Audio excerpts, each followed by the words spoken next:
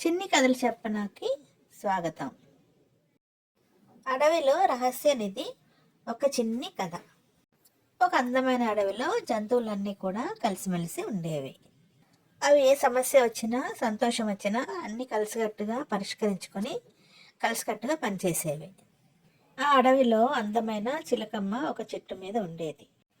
అది తన కమ్మని గొంతుతో మిగిలిన జంతువులన్నిటికీ ఉత్సాహపరిచేది, ఆనందింపజేసేది.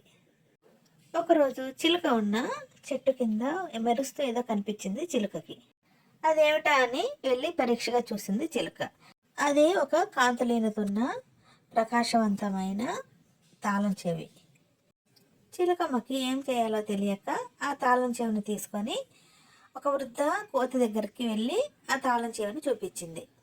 అప్పుడు ఆ ముసలి కోతి చెట్టు తొర నుంచి ఒక మ్యాప్ లాంటిది తీసుకొని వచ్చి చిలుకమ్మకి చూపించింది. ఈ అడవి దాటి వెళ్తే ఒక చోట బోళ్ళంతా ధనం దాచి ఉన్న నిధి ఉంది.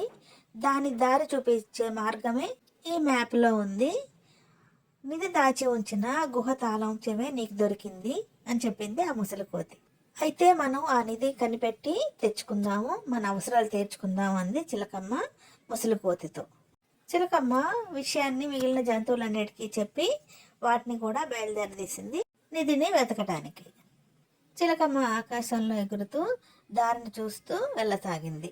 మిగిలిన జంతువులన్నీ కూడా నడుస్తూ పరిగెడుతూ కిందన వెళ్ళసాగాయి.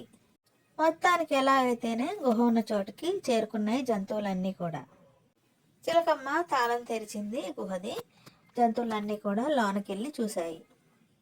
అన్ని జంతువులు లోపలికి వెళ్ళి లోన ఉన్న ఒక పెద్ద పెట్టెని తెరిచి చూశాయి. అందులో బోళ్ళన్ని నగలు, నాణాలు కనిపించాయి. ఈ ధనాన్ని ఉపయోగించి మనం అడవి అభివృద్ధి చేసుకుందాం, మనకు కావలసినవన్నీ తీర్చుకుందాం అంది చిలకమ్మ.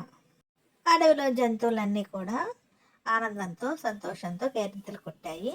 తమ సమస్యలన్నీ చక్కగా నెరవేర్చుకోవచ్చని ఆనందపడ్డాయి. జంతువులన్నీ కూడా తిరిగి గమ్యస్థానానికి ప్రయాణమయ్యాయి అక్కడి నుంచి. అలా అడవిలోని జంతువులన్నీ కూడా కలిసికట్టుగా తమ సమస్యలను పరిష్కరించుకున్నాయి. ఏ విషయంలో అన్నా ఎవరన్నా కూడా ఐక్యతతో కలిసిమెలిసి ఉండాలని నిరూపించాయి ఆ జంతువులు. ఇలాంటి మరిన్ని చిన్ని కథల కోసం do like, share and subscribe my channel. చిన్ని కథలు చెప్పనా.